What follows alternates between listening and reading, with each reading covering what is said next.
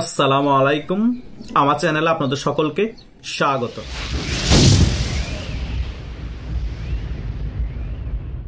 কোর্টের রায়ের মাধ্যমে তত্ত্বাবধায়ক সরকার ফিরে এসেছে, কিন্তু ডক্টর ইউনূস সরকার কি নিজে সরে গিয়ে নির্দলীয় তত্ত্বাবধায়ক একটি সরকার গঠন করবে, নাকি আগামীতে যে নির্বাচন হবে ডক্টর ইউনূসের অধীনেই হবে?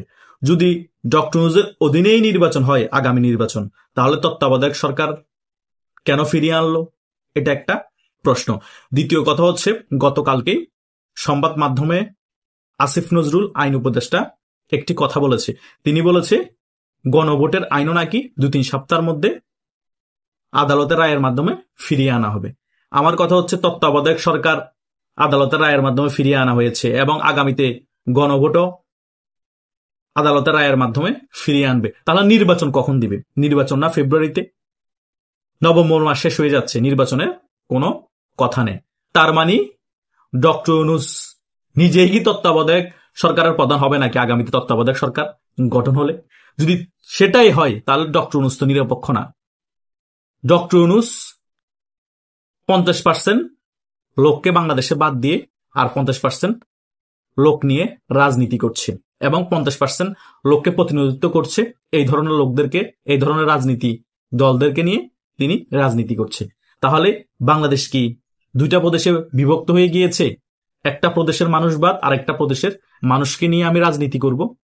উনি কিভাবে নিরপেক্ষ হলো? আর এই ধরনের সরকারের আন্ডারে বাংলাদেশে কিভাবে নির্বাচন হবে? সেটা অন্তর্বর্তীকালীন সরকার হোক, সেটা তত্ত্বাবধায়ক সরকার হোক। তার মানে মেইন ডক্টর ইউনূসকে আগে সরাতে হবে। ডক্টর ইউনূসকে সরালে আগামীতে নিরপেক্ষ নির্বাচন হবে বাংলাদেশে।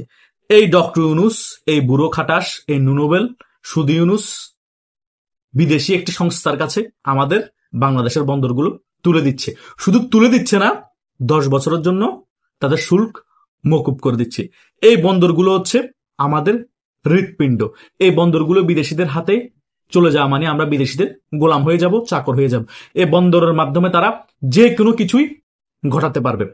আমাদের এই হৃৎপিণ্ডটা 1 সেকেন্ডের জন্য যদি বন্ধ হয়ে যায়, সাথে সাথে আমরা কিন্তু মারা যাব। সেম বন্দর হচ্ছে বাংলাদেশের হৃৎপিণ্ড, সেটা এখন অন্যের হাতে তুলে দেওয়া হয়েছে। এই হচ্ছে যে বাংলাদেশের পরিস্থিতি। সে নির্বাচনের কথা বলে বলে বন্দর তুলে দিচ্ছে, সে করিডোর দিয়ে দিবে, সে সেন্ট মার্টিন দিয়ে দিবে, সে বাংলাদেশের মানুষকে শেখ হাসিনার ফাঁসির ঘোষণা করেছে বলে বলে সে 17 তারিখ চুক্তি সই করে ফেলবে, চুক্তি সই করে বন্দর বিদেশিদের হাতে তুলে দিবে।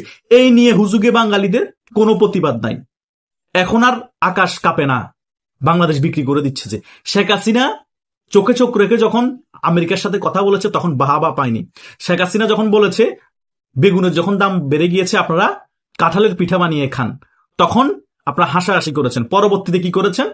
পিঠা উৎসবে গিয়ে কাঁঠালের পিঠা হুমড়ি খেয়ে কিনা শুরু করে দিয়েছে। তার মানে শেখ হাসিনা যা কিছু তখন বলে গিয়েছিল সকল কিছুই সত্য এখন প্রমাণিত হচ্ছে। কিছুদিন আগেও কিন্তু বঙ্গবীর কাদের সিদ্দিকী সেটা রিয়েলাইজ করতে পেরেছেন। তিনি বলেছেন শেখ হাসিনাকে অনেক সেলুট, অনেক সালাম, একটা কারণে। কেন? শেখ হাসিনা ডক্টর ইউনূসকে আমাদের অনেক আগে চিনতে পেরেছেন, সে কারণে আমরা এখন চিনতে পারছি। প্রত্যেকটা টক শোতে যান, প্রত্যেকটা টক শোতে গেলে যারা প্রথম ডক্টর ইউনূসের পক্ষে কথা বলতে, এখন সকলে 360 অ্যাঙ্গেলে ঘুরে গিয়ে ডক্টর ইউনূসের কঠোর সমালোচনা করছে। বলছে বাংলাদেশের ইতিহাসে এরকম আনারি শাসক আর দেখিনি। তিনি নোবেল লরিয়েট, কিন্তু এমন কোনো কাজ করে দেখাতে পারেনি বাংলাদেশে যে বাংলাদেশের মানুষের উপকার হবে। বরং তিনি বসার পর পরে বাংলাদেশটাকে 15 মাসে বিক্রি করে দিচ্ছে। তার রাজনীতিটাই হচ্ছে ভারত বিদ্বেষী। কেন ভারত বিদ্বেষী? কারণ রাজাকারের বাছুর সবগুলো তার সাথে এখন জোট মিলে আছে, সে কারণে সেও ভারত বিদ্বেষী, ওই রাজাকারের বাছুরগুলো ভারত বিদ্বেষী। তারা মিলে ভারত বিদ্বেষী রাজনীতি করতেছে আর বাংলাদেশের অল্প অল্প করে সকল কিছু বিক্রি করে দিচ্ছে। আর ওই যে পাকিস্তানি জঙ্গিদের সাথে সম্পর্ক করেছে, তারা এখন বাংলাদেশে খাদ্য রপ্তানির নাম করে পপি বীজ রপ্তানি করছে। পপি বীজ হচ্ছে আফিম তৈরির একটা সরঞ্জাম, ওগুলো রপ্তানি করছে বাংলাদেশে। বাংলাদেশে এগুলো রপ্তানি করে বাংলাদেশের যুবকদেরকে নেশায় আসক্ত করে ফেলছে। তারা খাদ্য রপ্তানি না করে পাকিস্তান থেকে জঙ্গি রপ্তানি করছে। এই ডক্টর ইউনূসের শাসনামলে পাকিস্তান থেকে জঙ্গি রপ্তানি হয়, ভারত বিদ্বেষ ছড়ানো হয় বাংলাদেশের মধ্যে। সে কারণে ভারতের সাথে এখন আমদানি রপ্তানি বন্ধ হয়ে যাচ্ছে, অনেক অংশে কমে গিয়েছে। মানে অর্থনীতি আমাদের দেশে একেবারে পঙ্গু করে ফেলেছে ডক্টর ইউনূস। আর অর্থনীতি তো আমাদের দেশে পঙ্গু থেকে ভালো করার চিন্তা ভাবনা না করে বন্ধ দিয়ে দিচ্ছে বিদেশিদের হাতে। আবার আওয়ামী লীগের ট্যাগ লাগিয়ে 14 বছর 15 বছরের বাচ্চা শিশুদেরকে গ্রেপ্তার করছে। এই কুমিল্লা নাঙ্গলকোটের মধ্যে সেম অবস্থা, 15 বছরের একটা শিশুকে এইটা পরে তাকে গ্রেপ্তার করেছে আওয়ামী লীগের ছাত্রলীগের ট্যাগ লাগিয়ে। এগুলা চলতেছে বাংলাদেশে, এগুলা নিউজ হয় না ফলাও ভাবে, এগুলা শুধু নিউজ হয় শেখ হাসিনার রায় নিয়ে, শুধু নিউজ হয় শেখ হাসিনা ফেসিস্ট ছিল। আরে বেটা, ডক্টর নুজুর থেকে বড় ফেসিস্ট বাংলাদেশে জন্মগ্রহণ করেছে নাকি? করে নাই তো। তো ডক্টর নুজ যে বড় ফেসিস্ট বাংলাদেশের ইতিহাস সবচেয়ে বড়, সেটা কেন প্রচার করা হয় না? ডক্টর নুজ ক্লাস 6, 7, 8, 9 এর বাচ্চাদেরকে পর্যন্ত ছাড়তেছে না আওয়ামী লীগের দোসর বলে ছাত্রলীগের ট্যাগ লাগিয়ে তাদেরকে গ্রেপ্তার করতে, বাংলাদেশ বিক্রি করে দিচ্ছে। তাহলে সে কত বড় ফেসিস্ট, দমন নিপীড়ন চালাচ্ছে। আর বিএনপি তো ধ্বজভঙ্গ হয়ে গিয়েছে। বিএনপি ভয়ে কোনো প্রতিবাদ করছে না। কেন প্রতিবাদ করছে না? বেশি প্রতিবাদ করলে যদি ডক্টর নুজ সরকার পড়ে যায় তাহলে তো আওয়ামী লীগের অবস্থা ভালো হয়ে যাবে, নির্বাচন দিতে পারবে না ডক্টর নুজ। সে কারণে বিএনপি ধরা চুপচাপ হয়ে বসে আছে। বিভিন্ন জায়গায় তার কর্মীরা চাঁদাবাজি, লুটপাট, নিজেদের কর্মীদেরকে গুলি করে হত্যা করে ফেলছে। পল্লবী থানার যুব দলের সদস্য সচিব কত বড় পোস্ট হোল্ড করতেছে, একটা থানার সদস্য সচিবকে তার দলের লোকেরাই মার্কেটের ভিতরে ঢুকে কিছুদিন আগে গুলি করে মেরে ফেলে। প্রত্যেকটা জায়গায় বিএনপির কর্মীরা নিজেদের বড় বড় নেতাদেরকে মেরে ফেলতেছে। এই হচ্ছে যে বিএনপির সাংগঠনিক অবস্থা, তাদের রাজনৈতিক অবস্থা। এদিকে জামাত শুধু ধানমন্ডি 32 ভাঙে, এদিকে জামাত আওয়ামী লীগের যত মোরাল আছে সকল কিছু ভেঙে চুরমার। আওয়ামী লীগ কোনোভাবে দাঁড়াতে পারবে না, বাংলাদেশে কোনো নির্বাচন হবে না, আমরা ডক্টর নুজ সিন্ডিকেট মিলে ক্ষমতায় থাকবো। এক একজন এক এক ধান্দায় মত্ত। ডক্টর নুজ আছে তার ধান্দায় মত্ত। ডক্টর নুজ তার প্রতিহিংসা যা ছিল আওয়ামী লীগের উপর সব এই শিবির টিবির দিয়ে, এনসিপি দিয়ে, বিএনপিকে দিয়ে মোটামুটি সকল কিছু পূরণ করে নিয়েছে। এখনো তার আরো রাগ ক্ষোভ রয়ে গিয়েছে আওয়ামী লীগের উপর, সেটা এখনো চালাচ্ছে। তার কথা হচ্ছে, তোমরা আওয়ামী লীগের উপর যা কিছু করার করো, কোনো সমস্যা না, আমাকে বসায় রাখো, আমি সকল কিছু দেখতেছি, প্রশাসন তোমাদের কিছু করবে না। তত্ত্বাবধায়ক সরকার ফিরে আসলো, তত্ত্বাবধায়ক সরকার গঠন হলো, আমি তার প্রধান থাকবো। আর যদি তত্ত্বাবধায়ক সরকার গঠন না হয়, নির্বাচন না হলো, আমি অন্তর্বর্তীকালীন সরকার হিসেবে আরো অনেকদিন ক্ষমতা থাকতে পারবো, মূলত 2029 সাল পর্যন্ত।